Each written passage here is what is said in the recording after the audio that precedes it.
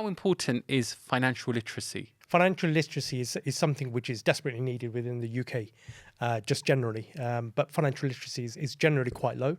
And then when you look deeper into the Muslim community specifically, it's even lower, mainly because of things such as interest and things like that, which has always then just shut our eyes and our ears to whether something is possible or not. So alhamdulillah, I think, there's been a growing industry, especially over the last 10 years, so that, these kind of things is coming more and more prominent. But fundamentally, when you're thinking about financial literacy, if you don't know what to invest into, how to invest and things like that, how do you build a foundation for yourself, for your future? You may be a successful entrepreneur, you may be, high income earner, you've studied well and things like that. But once you've got that wealth, what are you doing with it? We speak to people all the time who, 10, 20, 30 years later, high income earners, but they've got nothing to show for it. And again, that's down to a lack of financial literacy. That's a really good point. I suppose it builds on that, is that a lot of people are very much focused on growing their wealth, but they don't know how to protect their wealth. It's something that we just focus on the format and just leave the rest. Oh yeah, inshallah, it'll be okay. Protecting your wealth is so important because it's not just about the headline figure, oh, I can earn X% on this investment. Structuring it right from a tax perspective can make a huge difference. For example, using the right structures, understanding what investment asset class that you're investing in as well, and how does that impact on tax.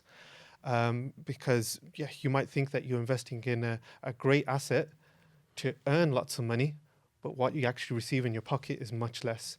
As a community, it's something that we definitely need to learn a lot more about.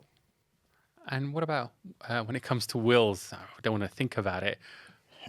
That's one thing you must do. You must think about wills, because death, unfortunately, is guaranteed and there's no timeline to it. No one knows when they're going to pass away. So I often say to clients, if you can tell me when you're going to die, you don't have to see me for a few years perhaps.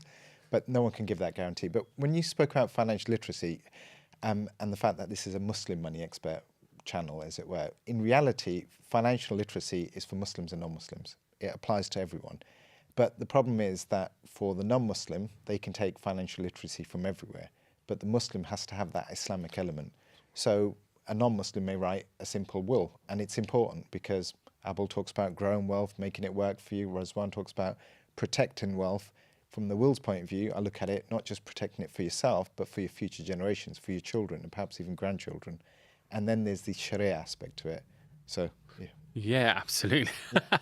So from the Sharia side, to add in the Muslim to the Muslim money expert angle, the Sharia side involves ensuring that you comply with what's required from you from your creator. Allah subhanahu wa ta'ala directs you as regards your children's inheritance, for example. So there's actually verses within Quran as to what your will should contain.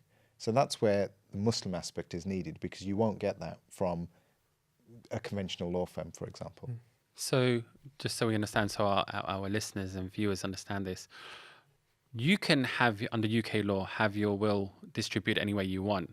Yep. But actually, the Sharia requires that you distribute it in a specific way. And so therefore, it has to be structured in a certain way. And that's where the tax element comes into it as well. Do you find that Muslims generally understand what the rules of distribution are? No, yeah. But that's because they're complicated. They are complicated and they're not in some respects, because the verses are in Surah Nisa, but you need to be able to read them, you need to be able to understand the context and how it applies to each individual situation. Conveniently, Wahid have got an inheritance tool which actually does all the hard work for you. You can type in how many wives you have, perhaps, or what, yeah. How many children you have, how many siblings. 25% married. Yeah. How many children, how many parents, etc. And it will calculate who gets what. And it also calculates how much they'll each be entitled to. So tools like that were just simply not available. In fact, I started as a wills expert over 25 years ago, actually. Unfortunately, I'm the wrong side of 50 now. And it was just a case of writing wills for people who needed to protect their wealth, who wanted to see their children inherit in the right manner.